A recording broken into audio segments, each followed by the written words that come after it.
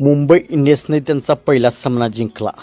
तर मुंबई इंडियन्सचा पुढील सामना कोणासोबत, किती तारखेला, कोणत्या मैदानावरती खेळला जाणार आहे आणि त्या सामन्यासाठी मुंबई इंडियन्सची प्लेइंग 11 कशी असणार आहे, हे संपूर्ण आपण या व्हिडिओमध्ये जाणून घेणार आहोत. तर मित्रांनो, मी आहे सोमनाथ सरगर, आपण पाहतात क्रिकेट मराठी.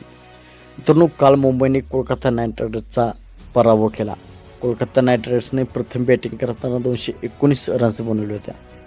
रोहित शर्मा आणि रायल डिकंटन याच्या शानदार खेळच्या जोरावरती मुंबईने हा सामना जिंकला आणि मुंबईने 13 वर्षानंतर, IPLच्या इतिहासात 13 वर्षानंतर 2013 सालापासून त्यांनी त्यांचा पहिला सामना जिंकलेला नव्हता. तर 2026मध्ये त्यांनी त्यांचा पहिला सामना जिंकलेला आहे.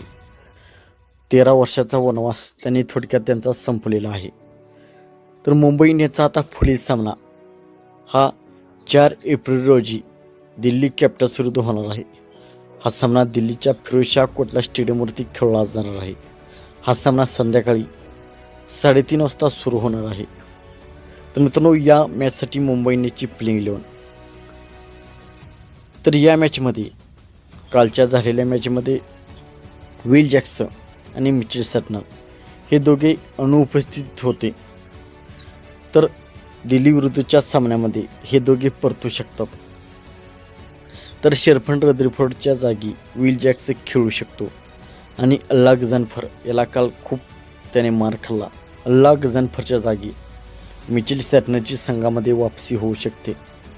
जर हे दोघे मुंबई इंडियन्सच्या टीममध्ये सामील झाले तर मुंबई इंडियन्सची टीम आणखी खतरनाक होईल. तर दिल्ली विरुद्ध सलग दुसरा सामना मुंबई इंडियन्सची टीम जिंकेल का? आपणास काय वाटते, आपण कमेंट सेक्शनमध्ये सांगा. मित्रांनो, आपण चॅनलवरती नवीन असाल तर आमचा यूट्यूब चॅनल सबस्क्राईब करा.